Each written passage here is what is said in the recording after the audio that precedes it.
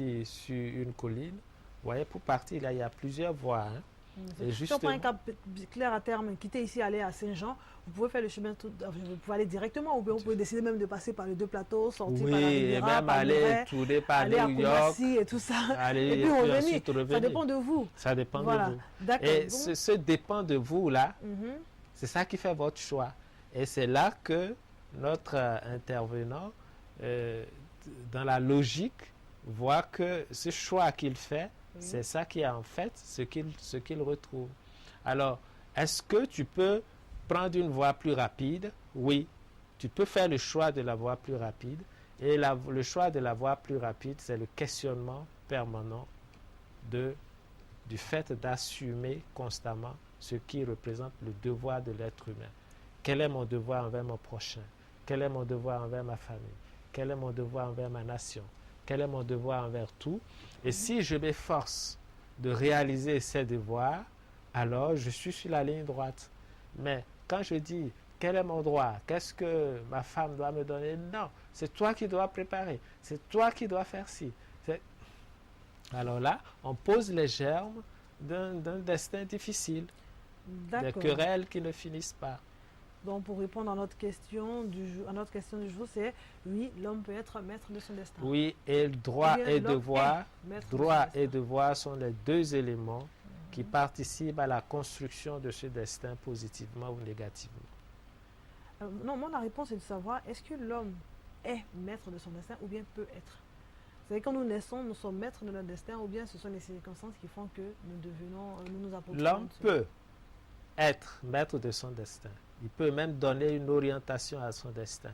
Mais chaque acte qu'il pose, s'il s'attend à des résultats que lui, il espère, alors qu'il se détrompe. Parce que au fond de l'iceberg, il ne sait pas tout ce qui s'y trouve. Mais il doit construire un lendemain meilleur à partir des actes qu'il pose. Et ce qui est sûr, c'est que tout acte positif modifie les influences passées, comme le pasteur l'avait dit. Et à partir des actes qu'on pose, on peut toujours changer. Et voilà pour, je pense que c'était Ézéchiel qui devait mourir. Et Dieu a dit non, je lui donne encore 15 ans à cause des actes qu'il a posés. Ah, c'est ça. Alors donc, à partir de cet exemple, que notre téléspectateur se dise qu'il a la possibilité divine d'influer positivement sur son destin s'il commence à poser des actes qui vont dans le sens de l'assumation de ses devoirs envers lui-même, envers sa famille, envers la nature, envers Dieu. Et il est sûr que tout ce qui lui arrive fait partie de la trajectoire et il essaiera de le comprendre, il essaiera de réfléchir sur sa nature et en résolvant les multiples équations aux multiples paramètres de la vie, il entre dans le courant de l'évolution. Il entre dans le courant des forces qui œuvrent au progrès de l'humanité. D'accord. Donc nous retenons que... Et c'est cela l'ultime destinée. Entrer dans le courant des forces qui œuvrent au progrès de l'humanité. À un certain moment, on se cherche, on ne se trouve pas. Et après, les forces qui œuvrent au progrès de l'humanité commencent à nous utiliser pour bâtir un monde meilleur, pour être un responsable qui apaise, pour être un président qui crée la paix, pour être un homme qui fait en sorte que l'être humain vive mieux. Et c'est ça l'ultime destinée. D'accord. Ça c'est pour rapidement comprendre. Est-ce que vous pensez qu'il y a des hommes sur Terre ici qui meurent en ayant atteint leur objectif? En se disant, tiens, j'ai atteint mon but. Oui, bien sûr. À partir du moment où vous avez fait tout ce que vous pouvez, en bien, et vous vous êtes battu pour de grandes causes, à la fin de votre vie, vous êtes en paix. J'ai fait ce que je peux. Mon Dieu, tu m'as envoyé ici, mais j'ai fait ce que je peux. Et je l'ai bien fait.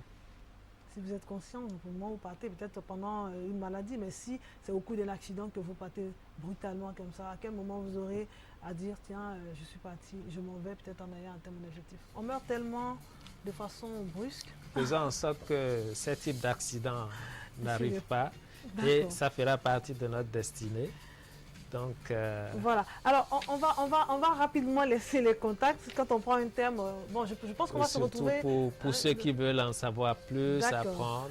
Le 20 21 10 06, vous pouvez joindre donc M. Hippolyte Fatombi à ce numéro 20 21 10 06. Et puis on se retrouvera une autre fois pour parler d'un autre thème qui concerne bien sûr l'être humain et pourquoi pas un jour on aura à parler certainement de l'au-delà. Hein. Peut-être. Oui, pourquoi pas. Personne n'y a été, mais on va essayer. Merci beaucoup, beaucoup de joie dans vos cœurs et surtout ayez beaucoup d'amour à donner aux autres. Que Dieu vous garde. Portez-vous bien. Bon, je te donne la main. Mais